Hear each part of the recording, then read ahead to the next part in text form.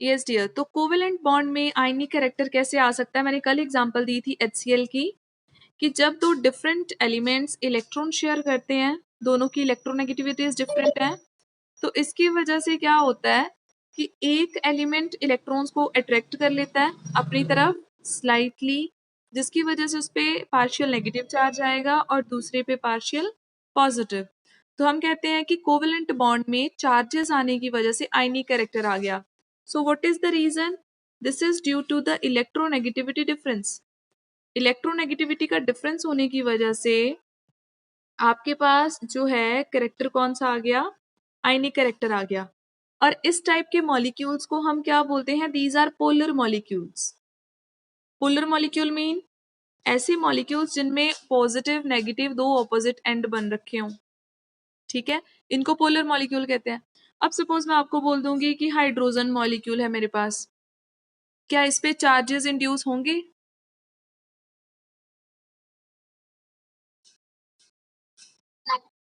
क्योंकि दोनों की इलेक्ट्रोनेगेटिविटी सेम है, एग्जैक्टली सेंटर में लोकेटेड रहेंगे आपके इलेक्ट्रॉन्स, ना किसी पे पॉजिटिव चार्ज आएगा ना नेगेटिव, तो आयनिक कैरेक्टर आने के चांसेस बहुत कम है। ये नहीं है नहीं आएंगे, ये है मैं आगे बताऊंगी किसी टॉपिक में कि कैसे यहाँ पे भी आयनिक कैरेक्टर इंड्यूस हो सकता है।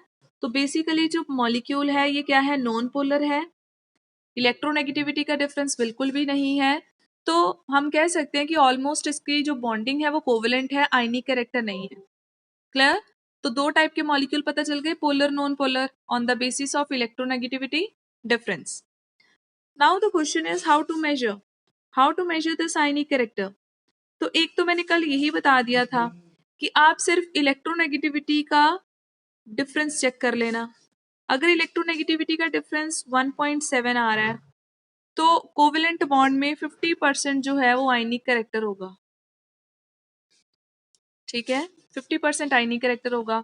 और अगर इन केस इससे ज्यादा का डिफरेंस आ गया इलेक्ट्रोनेगेटिविटी में तो मोर देन 50%, अगर लेस है तो लेस देन 50% आयनिक character, right?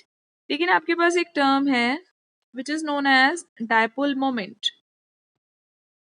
It helps to find out that which molecule is having आयनिक character, either which one is polar or which one is non polar, ठीक है। तो डायपोल मोमेंट क्या होती है?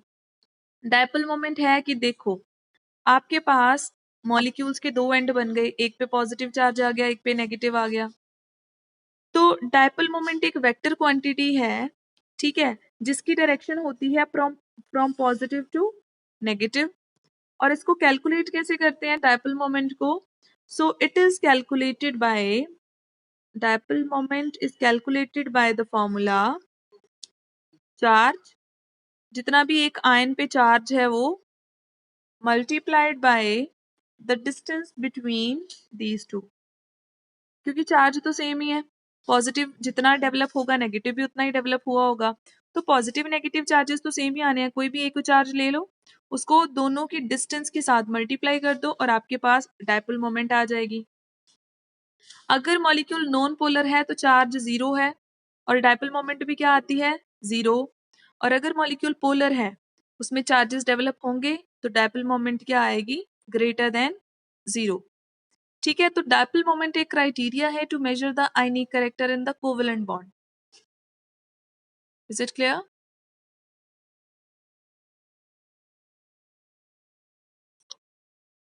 तो अब एक आपके पास बेटा आ जाता है what are its applications, dipole moment आपको कहाँ पे हेल्प करती है?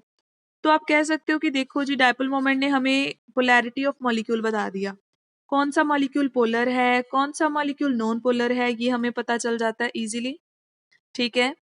इसके अलावा और क्या चीज पता चल जाती है हमें? आयनिक कैरेक्टर हम मेजर कर सकते हैं with the help of dipole moment, है ना। और क्या चीज पता चल सकती है? वी कैन डिस्टिंग्विश और we can differentiate among isomers. हमें आइसोमर्स का पता चल जाता है। अब जैसे आइसोमर्स क्या होते हैं?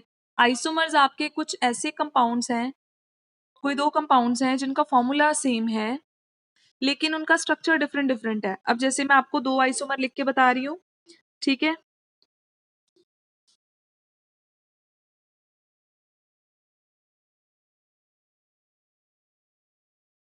ये आप ऑर्गेनिक में पढ़ोगे ये कौन से हैं। इसको हम सिस बोलते हैं, इसको हम ट्रांस बोलते हैं। इनकी बस बेटा शेप अलग अलग है, ज्योमेट्री अलग अलग है, अदरवाइज फॉर्मूला तो सेम है ना।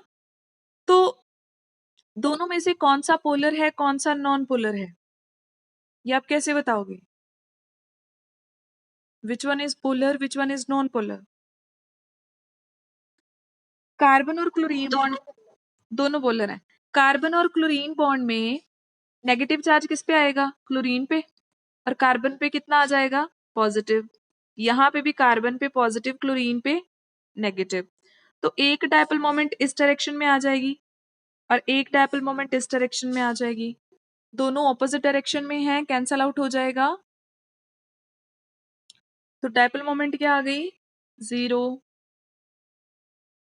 यहाँ पे एक डायपोल मोमेंट ये रही, एक डायपोल मोमेंट ये रही। जब दो वेक्टर किसी पर्टिकुलर एंगल पे हों तो डेफिनेटली उनको ऐड करके कुछ ना कुछ रिजल्टेंट जरूर आएगा। तो इसका मतलब यहाँ पे डायपोल मोमेंट 0 नहीं है। सो हमें सिस और ट्रांस का डिफरेंस पता चल गया। That cis isomer is polar in nature but trans isomer is non-polar in nature.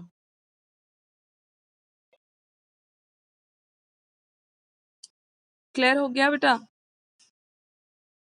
अब यहां से एक क्वेश्चन आपके दिमाग में आ रहा होगा कि दोनों के पास कार्बन है, दोनों के पास क्लोरीन है, इलेक्ट्रोनेगेटिविटी में डिफरेंस भी है, तो फिर भी हमने एक को पोलर बता दिया एक को नॉन पोलर बता दिया।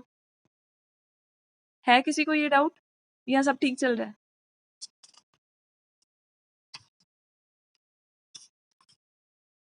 बोलो बेटा, है डाउट?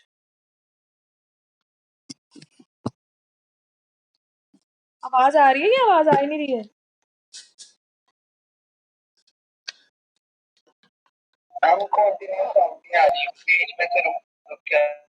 अच्छा, बीच बीच में से रुक रही है आवाज।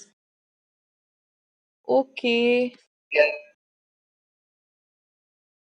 चलो कोई ना, जो अगर कोई पार्ट स्किप हो गया होगा तो मैंने अपलोड कर देना वीडियो, तो वो देख लेना, कोई बात नहीं। ओके, तो अब मैं आपको, चलो मैं चेंज कर लेती हूँ वैसे अपनी लोकेशन जो है।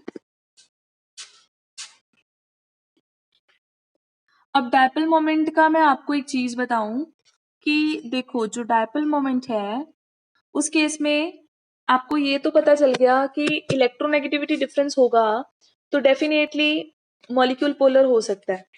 तो बेटा जरूरी नहीं है सिर्फ यही एक रीजन हो। किसी भी मॉलिक्यूल की पोलैरिटी के लिए दो फैक्टर्स रिस्पॉन्सिबल हैं।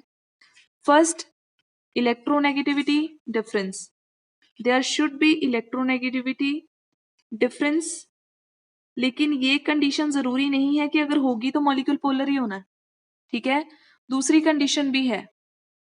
दूसरी कंडीशन मैटर करती है शेप ऑफ द मॉलिक्यूल और ज्योमेट्री ऑफ द मॉलिक्यूल। ठीक है, वो कैसे मैटर करता है? अगर बच्चे किसी की शेप सिमेट्रिकल होगी, सपोज किसी की जो शेप है वो सिमेट्रिकल है, सिमेट्रिकल होगी तो उसका जो डायपोल मोमेंट है वो हमेशा 0 आएगा। और अगर किसी की अनसिमेट्रिकल शेप है तो उसका डायपोल मोमेंट कभी 0 नहीं आएगा। अब मैं आपको एग्जांपल बताती हूँ, एक ऐसे ना आपको क्वेश्चन बोर्ड में आते हैं। ठीक है, अब जैसे देखो मैंने दो मॉलिक्यूल लिखे, एक लिखा मैंने कार्बन डाइऑक्साइड, एक मैंने लिखा वाटर। दोनों में से कोई मेरे को बता सकता है कौन सा मॉलिक्यूल पोलर है कौन सा नॉन पोलर है?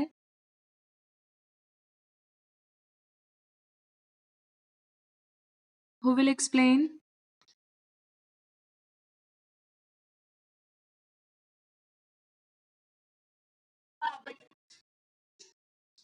Carbon, carbon dioxide. ओके बेटा, अब देखो यहाँ पे कार्बन और ऑक्सीजन है, दोनों में इलेक्ट्रोनेगेटिविटी डिफरेंस है ना। हाइड्रोजन और ऑक्सीजन में भी है, तो हमारे अकॉर्डिंग ये भी पोलर होना चाहिए और ये भी पोलर होना चाहिए। लेकिन असल में वाटर पोलर है और कार्बन डाइऑक्साइड नॉन पोलर है। Now why so? The reason is the molecules shape. Carbon dioxide की शेप ऐसी होती है बेटा, ये हम शेप्स करेंगे, ठीक है, कि किसकी कौन सी शेप आती है। कार्बन डाइऑक्साइड की शेप ये है और वाटर की शेप ऐसी होती है। दोनों बॉन्ड्स बेंड हैं, 180 भी नहीं होती हैं। तो आपको पता है जब हम इसकी डायपोल मोमेंट निकालेंगे फ्रॉम पॉजिटिव टू नेगेटिव, इस डायरेक्शन में आएगी, ये वाली बॉन्ड की इस डायरेक्शन में आ जाएगी फ्रॉम पॉजिटिव टू नेगेटिव। दो वेक्टर्स ऐड होके इन द एंड कोई ना कोई रिजल्टेंट डायपोल मोमेंट देंगे। तो डायपोल मोमेंट जीरो नहीं हो सकता इस केस में, क्योंकि दोनों बॉन्ड्स एक दूसरे का इफेक्ट कैंसिल नहीं कर रही हैं। लेकिन यहाँ पे देखो, इस पे नेगेटिव चार्ज, इस पे पॉजिटिव और ऑक्सीजन पे नेगेटिव। अगर हम ये वाली बॉन्ड कंसिडर करें from positive to negative, dipole moment इस तरफ आ जाएगा और इस वाले केस में डायपोल मोमेंट इस तरफ आ जाएगा। दोनों डायपोल मोमेंट एग्जैक्टली 180 डिग्री पे अलाइंड है, क्योंकि ये वेक्टर क्वांटिटी है, ये एक दूसरे को कैंसिल कर देंगे और डायपोल मोमेंट कितना आ जाएगा, 0। Is it clear? तो सिर्फ इलेक्ट्रोनेगेटिविटी डिफरेंस होना जरूरी नहीं है, कई बार इलेक्ट्रोनेगेटिविटी डिफरेंस होता है बट फिर भी मॉलिक्यूल नॉन पोलर हो जाता है। So why so? That means 3 dimensional जो उसकी ओरिएंटेशन है, जो शेप है, वो भी मैटर करती है। ठीक है बेटा? तो इसका मतलब डायपोल मोमेंट का एक और हमें बेनिफिट मिल गया कि हम आइसोमर्स का भी आइडिया लगा सकते हैं, प्लस हमें मॉलिक्यूल की सिमेट्री या अनसिमेट्री का भी पता चल जाता है। ठीक है? अब देखो मैं एग्जांपल के लिए बता रही हूँ। एक आपके लिए BF3 है आपके पास और एक है NH3, ये दो हैं। ठीक है बेटा? इनमें से मैं आपको बता रही हूँ कि इसकी जो डायपोल मोमेंट है वो 0 है और इसकी डायपोल मोमेंट 0 नहीं है। तो मैं आपसे पूछूं विच मॉलिक्यूल इज सिमेट्रिकल इन दोनों में से? विच molecule is symmetrical? BF3 definitely dipole moment जिसकी 0 है वो सिमेट्रिकल मॉलिक्यूल होगा। अब मैं आपको स्ट्रक्चर बताऊं दोनों का। ये इसका ऐसा स्ट्रक्चर है कुछ BF3 का, एग्जैक्टली ट्रायंगल जैसा। एक डायपोल मोमेंट इस तरफ आएगी, एक इस तरफ आएगी, एक इस तरफ आएगी। ये जो दो डायपोल मोमेंट एक तरफ आ रही हैं, दोनों को ऐड करके रिजल्टेंट आ जाएगा और ये रिजल्टेंट इस वाली डायपोल मोमेंट को क्या कर देगा, कैंसिल कर देगा। तो डायपोल मोमेंट खुद ब खुद क्या हो जाएगी, 0। ठीक है? क्योंकि मॉलिक्यूल इतना सिमेट्रिकल है कि जो वेक्टर क्वांटिटीज हैं वो ओवरऑल एड अप होके खत्म कर रही हैं डायपोल मोमेंट को। ठीक है बेटा? और अगर हम बात करें NH3 की, तो उसकी शेप कुछ ऐसे है, तीनों हाइड्रोजन एक ही तरफ होते हैं। तो डायपोल मोमेंट तीनों की कुछ ना कुछ आएगी, एक ही डायरेक्शन में है तीनों, तीनों को ऐड ऑन करके कोई ना कोई रिजल्टेंट आएगा। ठीक है? So that's why this molecule will be polar in nature. अब मेरे को यहां तक बताओ, डायपोल मोमेंट क्लियर हुआ? What is dipole moment? It is the product of charge and distance. अब डायपोल मोमेंट हेल्प करती है मॉलिक्यूल की पोलैरिटी बताने में, उसकी सिमेट्री, उसकी अनसिमेट्री बताने में, आइसोमर्स को डिस्टिंग्विश करने में, या फिर हम कह सकते हैं कि काफी जगह पे हमें लाइक आयनिक कैरेक्टर बता देती है ना? तो ये सारे डायपोल मोमेंट के हमारे पास एप्लीकेशंस हैं। अब मैं आपसे बेटा एक और क्वेश्चन कर रही हूँ। मैंने ना ये कुछ आइसोमर ड्रॉ करे हैं। Yes dear?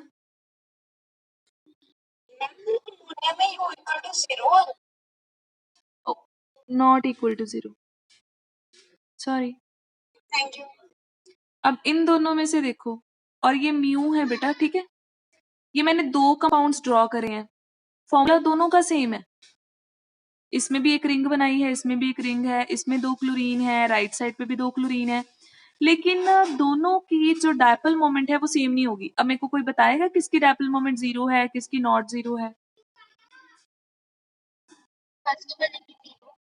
Very good, first वाले की 0, सेकंड नॉन 0। व्हाई? कैसे पता चला?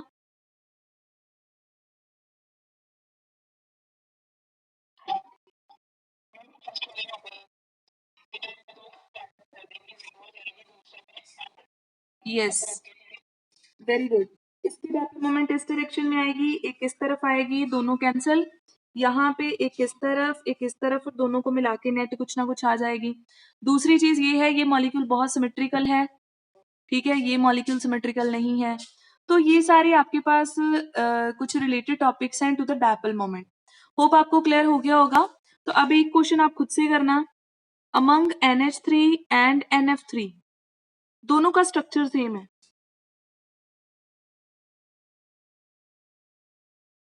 ठीक है? लेकिन एक आपका मोर पोलर है, एक आपका लेस पोलर है, और इसके लिए आपने रीजन बताना मेरे को। ये सॉरी ये लोन पेयर मैं बना रही हूँ जो उसने शेयर नहीं करा हुआ, ठीक है। तो आपने मेरे को बताना है which one is polar, which one is non polar, और sorry which one is less polar, which one is more polar. हो जाएगा ये क्वेश्चन?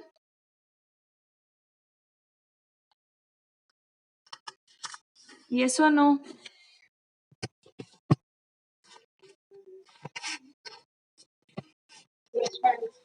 तो अब बेटा मेन आपको अब क्या चाहिए, आपको मॉलिक्यूल्स की शेप पता होनी बहुत जरूरी है, ठीक है। तो मॉलिक्यूल्स की शेप के रिगार्डिंग अब हम टॉपिक करेंगे।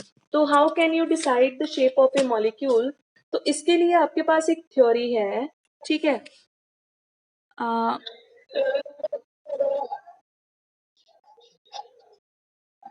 आपके पास एक थ्योरी है VSEPR थ्योरी। यस,